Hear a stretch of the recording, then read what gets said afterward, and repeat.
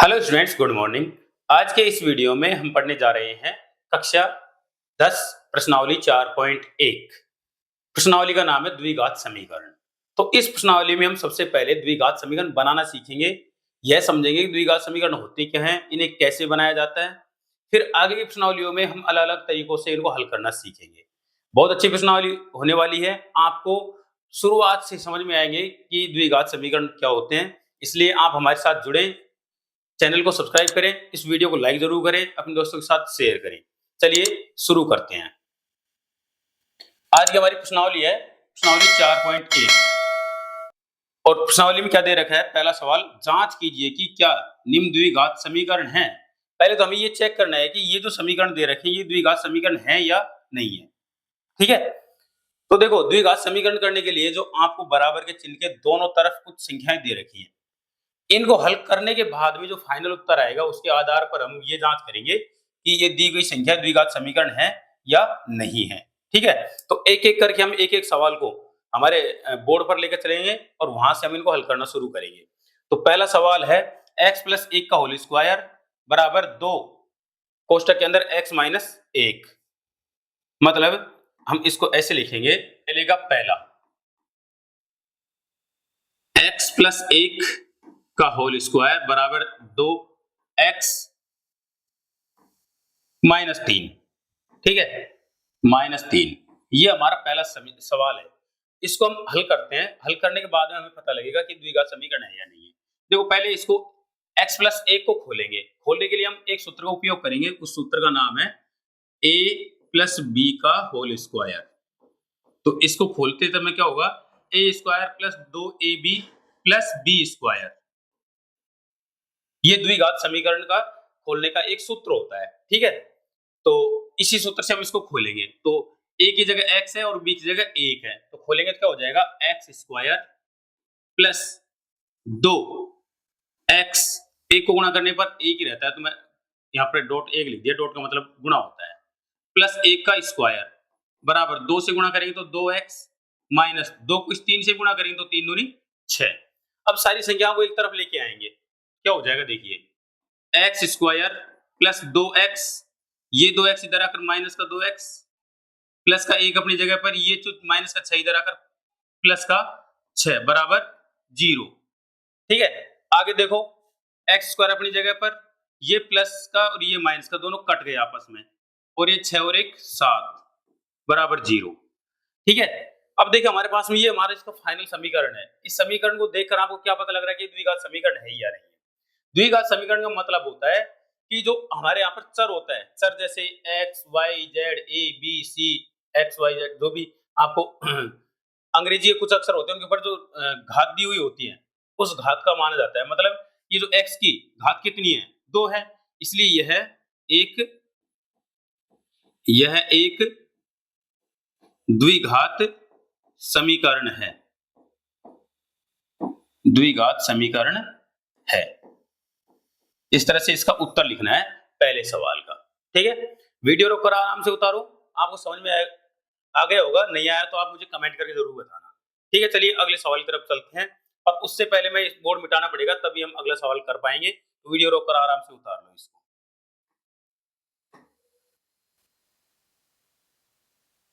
चलिए अब हम पहले का दूसरा सवाल करते हैं। अब दूसरा सवाल है क्या, वो हम यहां पर देखेंगे।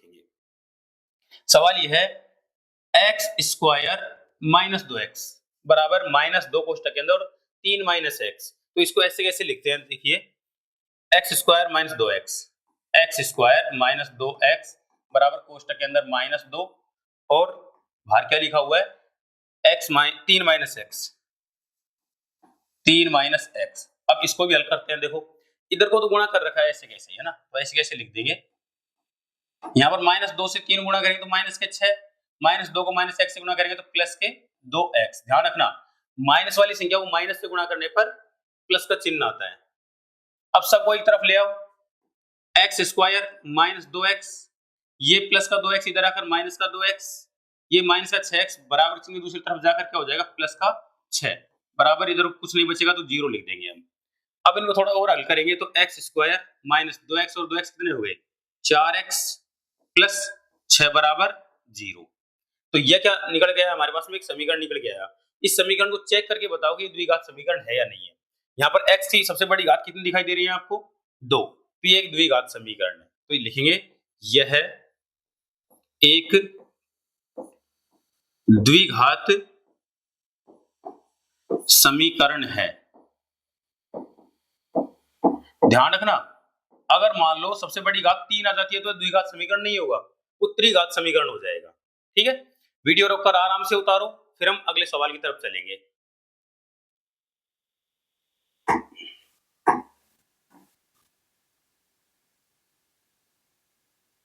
तीसरा सवाल देखो, x minus 2 x plus 1, x minus 1 x plus 3, मतलब यहां पर सभी संख्याओं को इन्होंने ले लिया है। तो उतारते हैं, देखो इसको, x माइनस 2 x प्लस 1। तीसरा सवाल, x माइनस 2 x प्लस 1 बराबर x माइनस 1 x प्लस 3। यही है ना, दोबारा देख लो, हाँ यही है बिल्कुल। चलो अब इसको हल करके देखते हैं। और सबसे पहले तो इनको गुणा करेंगे। गुणा करने का तरीका क्या होता है, ये जो पहली संख्या है इसको पहली संख्या से पहले गुणा करेंगे, तो x को x से गुणा करने पर x स्क्वायर हो जाएगा। फिर x को 1 से गुणा करेंगे तो प्लस का x हो जाएगा। फिर माइनस 2 को x से गुणा करेंगे तो माइनस का 2x। फिर माइनस को 2 को 1 से गुणा करेंगे तो माइनस का 2 बराबर। इसी तरीके से x को x से गुणा करने पर x स्क्वायर, x को 3 से गुणा करने पर प्लस का 3x, माइनस 1 को x से गुणा करने पर माइनस x, माइनस 1 को 3 से गुणा करने पर माइनस 3। ठीक है, तो ये हमारे पास में इस तरह से समीकरण हमने इनको गुणा कर लिए। अब क्या करेंगे, हम जो चीजें कटती हैं उनको काट दो, बाकी को सबको एक तरफ। देखो एक्स स्क्वायर प्लस का है, इधर को प्लस का 1 कट गया। ठीक है, यहां पर देखो x माइनस 2x, तो माइनस का x बचेगा। ठीक है, माइनस 2 अपनी जगह पे है। यहां पर देखो कितना बचेगा, दोनों हल करने पर 2x प्लस का, इधर आकर ये माइनस का 2x हो जाएगा, और ये 3 है, इधर को माइनस का, इधर आकर प्लस का 3 हो जाएगा बराबर 0। हल करेंगे, माइनस x और माइनस 2x कितना हो जाएगा, माइनस का 3x, ये माइनस का 2 और ये प्लस का 3, तो प्लस का 1 बचेगा बराबर 0, है ना। तो ये हमारे पास एक समीकरण बन के आता है। इस समीकरण को देखने से आपको क्या पता लगता है कि ये द्विघात समीकरण है या नहीं है। तो देखो यहाँ पर x की जो घात है वो 1 है, 2 नहीं है, इसलिए द्विघात समीकरण नहीं है ना। तो ये लिखेंगे यह एक द्विघात समीकरण नहीं है, द्विघात समीकरण नहीं है। तो ये हमारा तीसरा सवाल हो गया। चौथा सवाल देखिए, x माइनस 3 2x प्लस 1 बराबर x और x प्लस 5। ठीक है, तो इसको लिखते हैं इधर को, x minus 3 2x plus 1, x minus 3 2x plus 1 बराबर x प्लस 1। दोबारा देख लेते हैं, कुछ मिस्टेक तो नहीं होगी। x प्लस 5 है वहां पर, ठीक है, यहां पर 1 की जगह 5 है यहां पर। ठीक है, चलो मिटा कर लिखते हैं,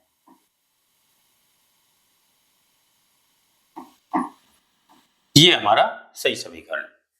इसको चेक करते हैं कि द्विघात समीकरण है या नहीं है। चलो पहले गुणा करते हैं, x को 2x से गुणा करेंगे तो 2x स्क्वायर होगा, फिर x को 1 से गुणा करेंगे तो प्लस का x, माइनस 3 को 2x से गुणा करेंगे तो माइनस के 6x, माइनस 3 को 1 से गुणा करेंगे तो माइनस के 3 बराबर x को x से गुणा करने पर x स्क्वायर, x को 5 से गुणा करने पर 5x। सबको इधर ले आओ, कुछ भी मत छोड़ो दूसरी साइड में।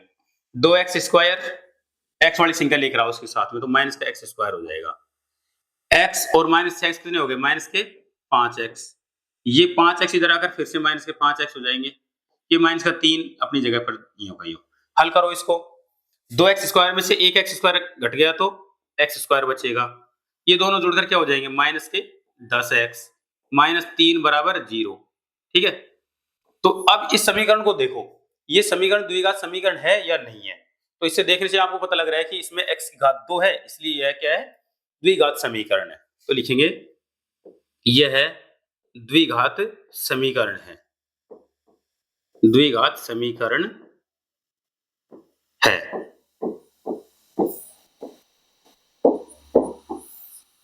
ठीक है, ये हमारा चौथा सवाल हो गया। पांचवा सवाल देखो, यहां पर कर लेते हैं, चलो बोर्ड मिटाए, बार बार मिटाने की क्या जरूरत है। पांचवा सवाल देखो, सवाल आपकी बार देखो काफी बड़ा है। 2x minus 1 x minus 3 x plus 5 x minus 1। तो सबसे पहले क्या लिखेंगे, 2x minus 1 x minus 3, 2x minus 1 x minus 3 बराबर x plus 5 x minus 1, x plus 5 x minus 1। तो ये क्या हो गया, हमारा समीकरण हमने उतार लिए। अब इसको गुणा करते हैं, गुणा करने के बाद में इस तरह से फाइनल समीकरण निकालते हैं, उससे पता लगेगा कि ये द्विघात समीकरण है या नहीं है। तो गुणा करते हैं, देखो 2x को x से गुणा किया तो 2x स्क्वायर, 2x को माइनस 3 से गुणा करेंगे तो माइनस के 6x, 2x को नहीं माइनस 1 को x से गुणा करेंगे तो माइनस x, माइनस 1 को 3 से माइनस 3 से गुणा करेंगे तो प्लस के 3। ठीक है, बराबर x को x से गुणा करने पर x स्क्वायर, x को माइनस 1 से गुणा करने पर माइनस 1, ये 5 को x से गुणा करने पर प्लस के 5x, और 5 को माइनस 1 से गुणा करने पर 5। सबको एक तरफ ले आओ, तब अपने आप ही हल हो जाएगा। ये 2x स्क्वायर अपनी जगह पर, x वाली संख्या को लेकर आएंगे तो x स्क्वायर यहां हो जाएगा। इनको हल करने पर कितना हो जाएगा, माइनस के 7x, इनको हल करने पर प्लस के कितने बचते हैं, 4x बचते हैं, इधर आकर ये माइनस के 4x होंगे। ठीक है, यहाँ पर प्लस का 3 और ये माइनस का 5 इधर आकर प्लस का 5 हो जाएगा, बराबर 0। यहाँ पर देखो इनको हल करो, कितना बचेगा, x स्क्वायर, इनको हल करने पर कितना बचेगा, देखो ये इधर को यहाँ पर प्लस का इधर आकर माइनस का हो जाएगा, तो ये माइनस के 11x और यहाँ पर कितने हो गए, प्लस के 8 बराबर 0। इस समीकरण को देखकर क्या लगता है आपको कि ये द्विघात समीकरण है या नहीं है, क्योंकि इसमें x की घात 2 है, बाकी संख्याओं से कोई मतलब नहीं है, x की सबसे बड़ी घात 2 है, इसलिए क्या है, एक द्विघात समीकरण है। तो लिखेंगे यह एक द्विघात समीकरण है, द्विघात समीकरण है।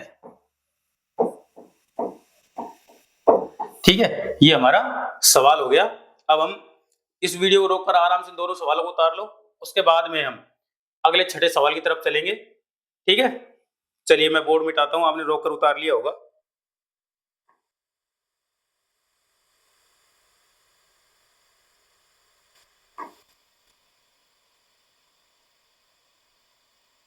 छठा सवाल देखिए, छठा सवाल क्या है, x square plus 3x plus 1, x square plus 3x plus 1 बराबर x माइनस 2 का होल स्क्वायर।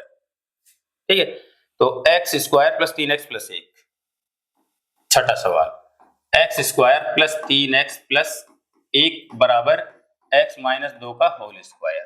ठीक है, यही सवाल है ना, देखो बिल्कुल सही है। आगे देखो, अब इसको हल करते हैं। यहां पर ये तो खुला हुआ है तो इसको तो ऐसे ही लिख देंगे, और इसको खोल लेते हैं a प्लस बी के whole square, a minus B का होल स्क्वायर। सूत्र क्या होता है, a माइनस बी का होल स्क्वायर बराबर a square minus 2ab plus B square. इस सूत्र की सहायता से हम इसको खोल रहे हैं, तो चलिए खोलते हैं। देखो यहां पर a की जगह x है, b की जगह 2 है, तो खोलेंगे। देखो एक्स स्क्वायर माइनस 2 गुणा 2x प्लस 2 का स्क्वायर। ठीक है, देखो x square plus 3x plus 1 बराबर x square minus 4x plus 4। सबको एक तरफ ले लो, एक तरफ लेने से क्या होगा, ये एक्स स्क्वायर क्या है, प्लस का, ये एक्स स्क्वायर भी प्लस का, इधर आकर माइनस का एक्स स्क्वायर हो जाएगा। यहाँ पर प्लस का 3x और यहाँ पर ये प्लस का माइनस का 3x इधर को आकर प्लस का 4x हो जाएगा। यहाँ पर प्लस का 1, ये 4 इधर आकर माइनस का 4 हो जाएगा, बराबर 0। हल करो सभी को, एक्स स्क्वायर प्लस माइनस से कट जाएगा, यहाँ पर कितने बचेंगे, 7x जोड़ने पर, और यहाँ पर माइनस के 3 बराबर 0।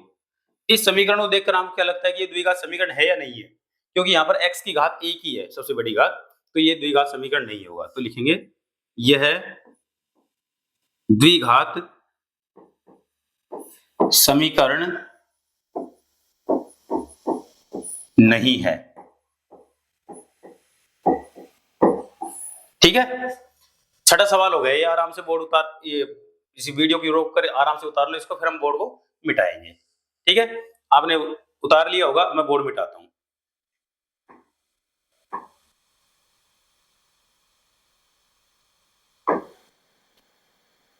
सातवां सवाल देखिए,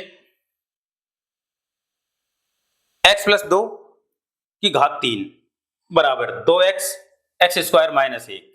चलो लिखते हैं इसको, x प्लस 2 की होल क्यूब बराबर 2x एक्स स्क्वायर माइनस 1। सातवां सवाल, x प्लस 2 की घात 3 बराबर 2x एक्स प्लस 1। दोबारा देख लो, x प्लस 2 की घात 3 2x एक्स स्क्वायर माइनस 1। यहां पर एक्स स्क्वायर माइनस 1 है ना, एक्स स्क्वायर माइनस 1 है, तो इसमें गलती है।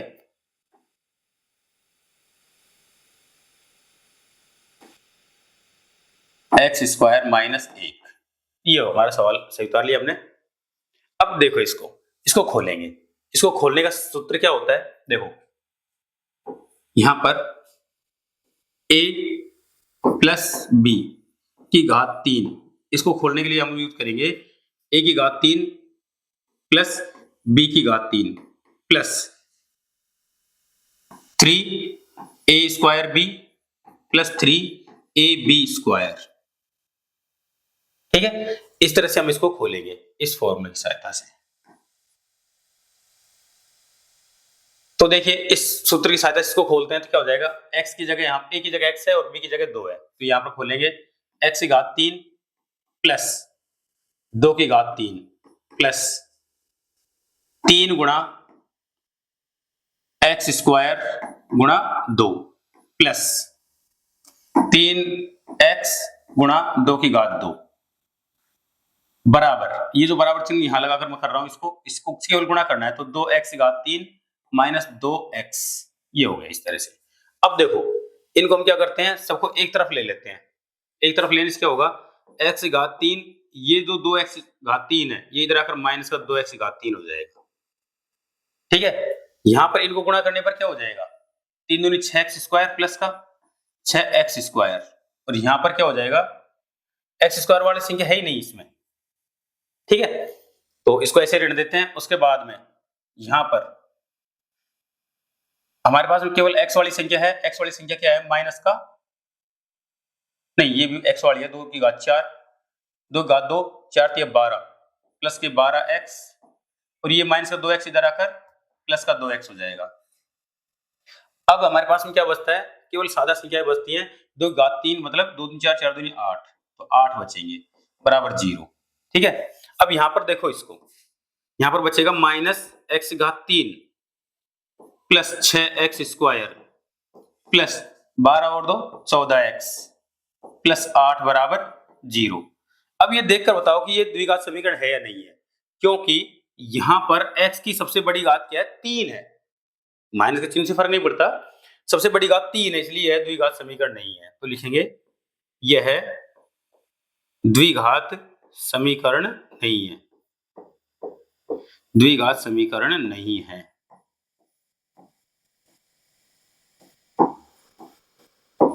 ठीक है, तो ये हमारा सवाल हो गया 7वें नंबर का।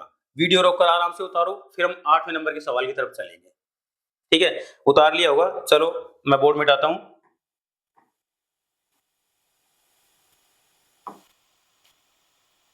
आठवें नंबर का सवाल काफी बड़ा है, बिल्कुल वैसे ही जैसे पिछले किया था, x की घात 3 minus 4x square minus x plus 1 बराबर x माइनस 2 का होल क्यूब। ठीक है, देखो 3 3 घातें आ रही हैं, इसका मतलब कुछ ना कुछ तो कट पिट के उसमें कोई संख्या बचेगी, उसके आधार पर हम रिजल्ट देख पाएंगे। तो x की घात 3 minus 4x square minus x plus 1 लिखते हैं। चलो 8वां सवाल, x की घात 3 माइनस 4x स्क्वायर, दोबारा देख लेते हैं, minus x plus 1 minus x plus 1 बराबर x माइनस 2 का होल क्यूब, x माइनस 2 का होल क्यूब। चलिए पहला भाग हमको इसमें खुला हुआ दिख रहा है, तो इसको ऐसे कैसे लिख लेते हैं, x की घात 3 minus 4x square minus x plus 1 बराबर 0, नहीं 0 नहीं, अब इसको ये भी लगाने की जरूरत नहीं है क्योंकि हम खोल रहे हैं ना इसको, इसलिए चलो खोलेंगे इसको। सूत्र में आपको पहले लिखवा चुका हूं, दोबारा देख लो। यहाँ पर छोटी संख्या में लिखता हूं मैं इसका सूत्र, क्या लिखेंगे, a माइनस बी का घात 3, तो क्या होगा a cube minus B cube minus 3 a square B minus 3ab square. इस तरह से हम इसको खोलेंगे। तो देखो यहाँ पर a की जगह x और b की जगह -2 है, ठीक है, a की जगह b की जगह 2 है, माइनस का चिन्ह तो सूत्र में ही है। क्या करेंगे, x की घात 3 माइनस 2 की घात 3 माइनस 3x स्क्वायर गुणा 2 माइनस 3x और 2 की घात 2। खोलो इसको आगे, x की घात 3 minus 4x square minus x plus 1 बराबर x की घात 3 माइनस 8 माइनस 3 दूनी 6x स्क्वायर माइनस 4 दूनी 8x। सबको एक तरफ ले लो, x की घात 3, ये x की घात 3 प्लस का इधर आकर माइनस का हो गया। यहां पर देखो माइनस 4x स्क्वायर, ये माइनस का 6x स्क्वायर इधर आकर प्लस का 6x स्क्वायर हो गया। यहां पर माइनस का x, इधर को माइनस का 8x इधर आकर प्लस का 8x हो गया। यहां पर प्लस का 1 और ये माइनस का 8 इधर आकर प्लस का 8 हो गया और इधर हो जाएगा केवल 0। सारी संख्याओं को हम दूसरी तरफ ले गए। हल करो, देखो x की घात 3 और प्लस माइनस से ये कट जाते हैं। यहां पर देखो हल करेंगे तो 2x की घात 2 बचेगी, यहां पर हल करने पर प्लस के 7x बचेंगे, यहां पर हल करने पर प्लस के 9 बचेंगे बराबर 0। इस समीकरण को देखकर पता लगाओ कि द्विघात समीकरण है या नहीं है। पता लगाने का तरीका ये है कि x की सबसे बड़ी घात देखो कितनी है, 2 है, तो ये द्विघात समीकरण हो जाएगा, है ना। तो यह एक द्विघात समीकरण है, यह एक द्विघात समीकरण है,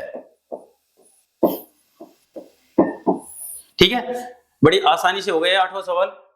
देखने में कठिन भी है क्योंकि इतना बड़ा सूत्र हर किसी को याद नहीं होता। आप उसको चाहे रट ले चाहे 2-4 बार लिखेंगे तो वैसे भी याद हो जाएगा। ये सूत्र आपको याद होने चाहिए। तो ये हमारा 8वां सवाल हो गया, मतलब पहले भाग में 8 ही सवाल थे, वो हम कर चुके हैं। वीडियो रोककर आराम से उतारो इसको, फिर हम आगे बढ़ेंगे।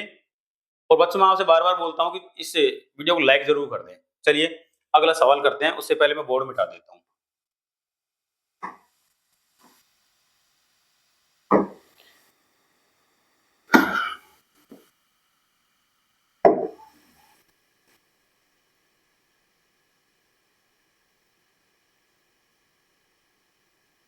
सवाल क्या दे रखा है, एक आयताकार भूखंड का क्षेत्रफल 528 मीटर स्क्वायर है, क्षेत्र की लंबाई मीटरों में, चौड़ाई के दुगने से 1 अधिक है।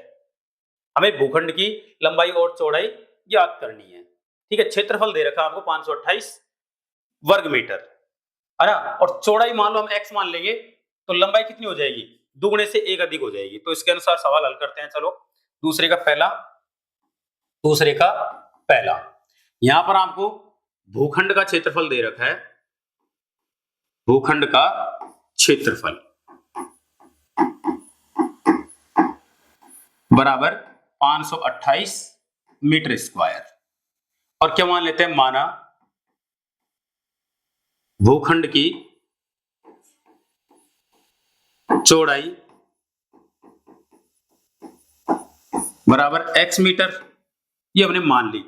तब लंबाई कितनी मान लेंगे हम, जैसे इन्होंने बोल रखा है कि दुगने से 1 अधिक है, तब लंबाई क्या हो जाएगी, 2 गुणे से 1 अधिक, मतलब पहले 2 गुणा कर दिया फिर इसमें 1 जोड़ दिया, तो इतने मीटर क्या हो जाएगी, इसकी लंबाई हो जाएगी। अब आपको दे रखा है भूखंड का क्षेत्रफल, भूखंड कैसा है, आयताकार है, ठीक है। तो यहां पर देखें आयताकार भूखंड का क्षेत्रफल 528 मीटर स्क्वायर। अब देखो आयत का क्षेत्रफल क्या होता है, लंबाई गुणा चौड़ाई। लंबाई कितनी है हमारे पास में, 2x प्लस 1, ये तो लंबाई हो गई, और चौड़ाई क्या है x, इनको गुणा करने पर 528 आएगा, ठीक है। गुणा करो 2x स्क्वायर प्लस एक को x से गुणा करेंगे तो x हो जाएगा, ये जो 528 इधर आकर माइनस का 528 हो जाएगा, बराबर क्या बचेगा 0। ये हमारा एक द्विघात समीकरण बनकर तैयार हो गया। अब सवाल में पढ़ते हैं एक बार कि ये पूछना क्या चाह रहा है, ये हल करवाना जा रहा है या फिर केवल समीकरण बनाने तक ही सीमित रहेगा। देखो सवाल में ये बोला इसने, निम्न स्थितियों को द्विघात समीकरणों के रूप में निरूपित कीजिए। केवल समीकरण बनाना है, ठीक है। हमें सवाल क्या है, एक आयताकार भूखंड का क्षेत्रफल 528 वर्ग मीटर, क्षेत्र की लंबाई मीटरों में चौड़ाई के दुगने से एक अधिक है। हमें भूखंड की लंबाई और चौड़ाई ज्ञात करनी है, इसके लिए आपको केवल समीकरण बनाना है, ठीक है। तो हम पहले सवाल में समीकरण बना चुके हैं, दोबारा देख लो। ये हमने हल किया कि भूखंड का क्षेत्रफल 528 मीटर स्क्वायर दिया था। तो सवाल हल करने का तरीका यही होता है कि सबसे पहले आप जो दी हुई चीज है वो लिखें। तो हमने क्षेत्रफल लिख लिया, फिर हमने भूखंड की चौड़ाई मान लिया x मीटर, उसके अनुसार लंबाई कितनी हो जाएगी, दुगने से एक अधिक मतलब 2x + 1 मीटर, ठीक है। अब भूखंड का आयताकार, भूखंड का क्षेत्रफल 528 है, क्षेत्रफल का सूत्र क्या होता है, लंबाई गुणा चौड़ाई। लंबाई हमारे पास में 2x + 1 है, चौड़ाई x है, इनको गुणा करने पर हमारे पास में ये समीकरण बनकर आया। तो ये हमारा पहला सवाल हो गया। वीडियो रोककर आराम से उतारो। अब हम दूसरे सवाल की तरफ चलते हैं।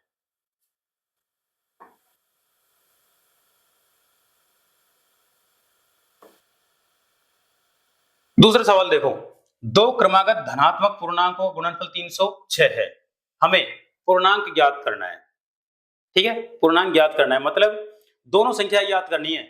तो धनात्मक मतलब प्लस वाली संख्या होनी चाहिए, माइनस वाली नहीं होनी चाहिए। और क्रमागत मतलब जैसे 5 है तो उसके बाद में 6 आनी चाहिए, अगली वाली संख्या, ठीक है। तो चलो करते हैं इसको, दूसरे का पहला दूसरा। माना पहला अंक x तथा अगला अंक क्या हो जाएगा बताओ, उससे एक जुड़ जाएगा तभी तो अगला अंक बनेगा। तो x + 1 है, ये चीज हमने मान ली है, ठीक है। इन दोनों का गुणनफल कितना दे रखा है, इन दोनों का गुणनफल दे रखा है हमको 306।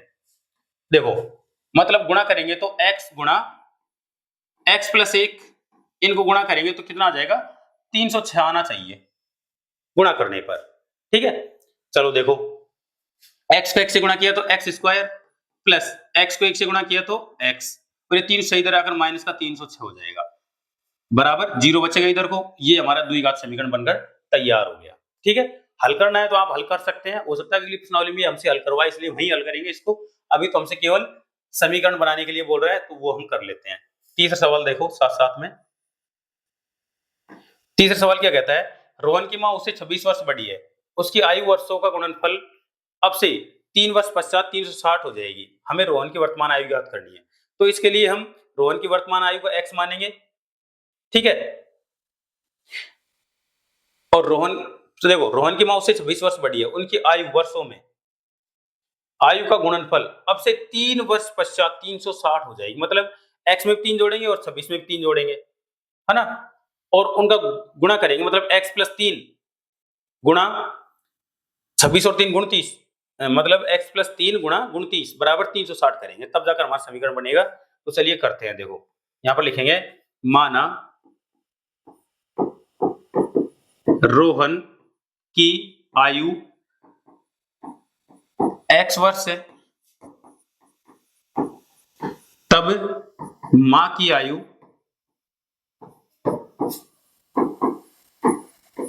x + 26 वर्ष होगी। 26 वर्ष बड़ी है ना, तो इसका मतलब x + 26 वर्ष होगी।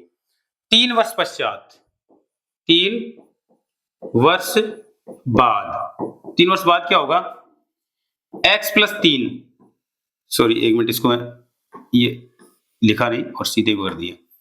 3 वर्ष पश्चात रोहन की आयु, रोहन की आयु कितनी हो जाएगी बताओ। देखो x + 3, 3 वर्ष बाद, 3 वर्ष बाद मां की आयु कितनी हो जाएगी, देखो x + 3 + 26, या फिर ऐसे लिख लो, मां की आयु कितनी है, x + 26, ये तो मां की आयु है, उसमें भी 3 जोड़ देंगे, मतलब x प्लस 29। 3 वर्ष पश्चात माँ की आयु हो जाएगी x प्लस 29 और रोहन की हो जाएगी x प्लस 3। अब सवाल ये कह रहा है प्रश्न के अनुसार कि इनकी आयु का गुणनफल 360 है।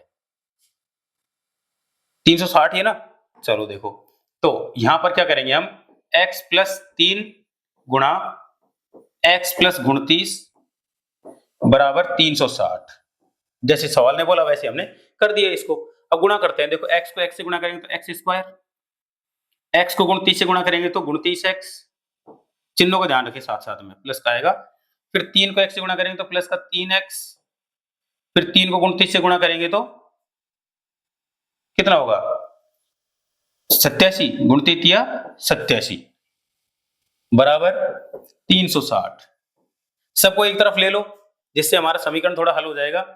एक्स स्क्वायर 29 और 3 32 प्लस 32x, इसको इधर ले आएंगे तो कितना बचेगा, प्लस 87 माइनस 360 बराबर 0। यहां पर मैं फाइनल समीकरण लिखूंगा, देखो x square plus 32x minus, देखो 360 में से 87 घटा लो, 360 में से 87 घटाएंगे कितना बचेगा, 10 में से 7 गए तो 3 बचे, 15 रह गए ऊपर, 5 रह गए, 5 15 हो जाएंगे, 15 में 8 गए तो 7 बचे, यहाँ पर 2 रह गए, 273। तो यहाँ पर लिखेंगे माइनस 273 बराबर 0। ये हमारा फाइनल समीकरण बनकर आता है इस वाले तीसरे सवाल में। वीडियो रोककर आप दोनों सवालों को आराम से उतारो, उसके बाद में हम अगले सवाल की तरफ चलेंगे। आपने उतार लिया होगा, मैं बोर्ड मिटाता हूं, चलो देखो।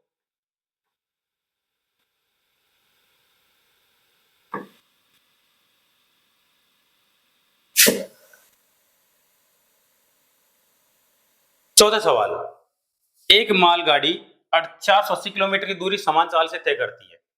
यदि इसकी चाल 8 किलोमीटर प्रति घंटा कम होती तो वह उसी दूरी को तय करने में 3 घंटे अधिक लेती। हमें रेलगाड़ी की चाल ज्ञात करनी है। देखिए यहाँ पर रेलगाड़ी दो चाल है, एक तो हम x किलोमीटर प्रति घंटे मतलब x किलोमीटर प्रति घंटे की चाल मान लेते हैं, और 8 किलोमीटर प्रति घंटे कम हो जाएगी तो चाल क्या मान लेंगे, x माइनस 8 किलोमीटर प्रति घंटा। ठीक है, तो ये हम दो चाल मान लेते हैं, तो दो चाल मान लेंगे तो उस दूरी को तय करने में 3 घंटे अधिक लग जाएंगे। मतलब हम निकालेंगे समय, समय बराबर क्या होता है, समय बराबर होता है दूरी बटे चाल। ठीक है, तो चलिए उसी का उपयोग करते हैं। यहां पर हमारे पास में चौथा सवाल, यहां पर कुल दूरी दे रखी है आपको 480 किलोमीटर। यहां पर माना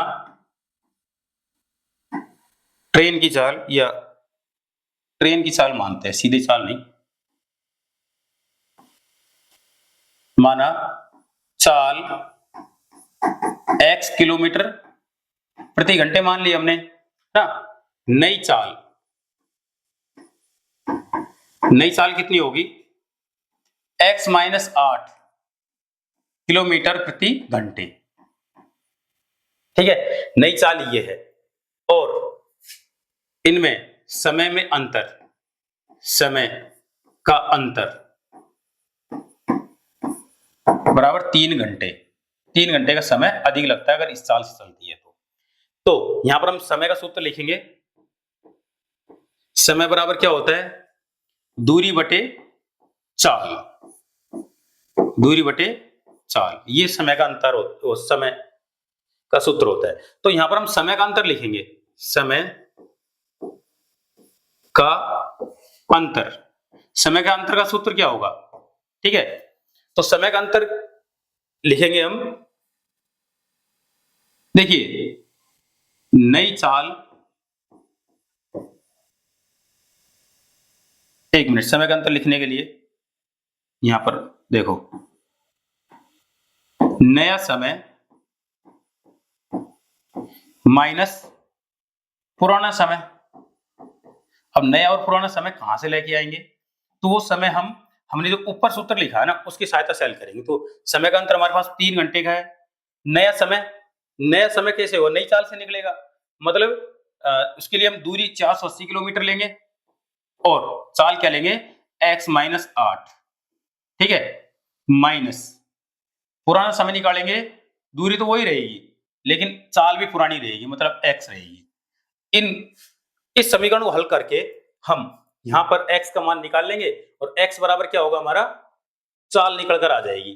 ठीक है, चलिए देखो, सबसे पहले इसको हल करने के लिए 180 480 को तो कॉमन ले लो, क्या बच जाएगा यहाँ पर x माइनस 8 गुणा x, ये हमने लघुत्तम ले लिया।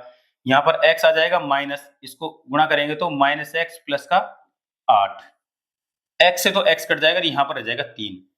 ठीक है, आगे देखो 3 बराबर 480 ब्रैकेट के अंदर यहाँ पर 8 नीचे गुणा कर लो, x स्क्वायर माइनस 8x। ठीक है, चलो यहां पर देखो, अब क्या करेंगे, जो नीचे वाली संख्या इसको इधर लाकर गुणा कर देंगे तो 3x स्क्वायर माइनस 8 24x, 3 से गुणा कर दिया। ऊपर वाली संख्या को 8 से गुणा कर देंगे, क्या बचेगा हमारे पास में 0, 8 होगी 64 असल की 6, 8 चौक 32 और 6 32 और 6 होते हैं 38। इन सबको एक तरफ ले आओ, 3x square minus 24x minus 3840 बराबर 0। देखिए आपको, मुझे ऐसा लगता है सब में 3 का भाग जा रहा है, तो हम 3 का भाग दे देते हैं जिससे समीकरण छोटा हो जाएगा। तो क्या हो जाएगा यहाँ पर x square minus 8 3 24 8x minus 3 एकम 3 3 दून 6 3 उल्टा 24 और ये 0 1280।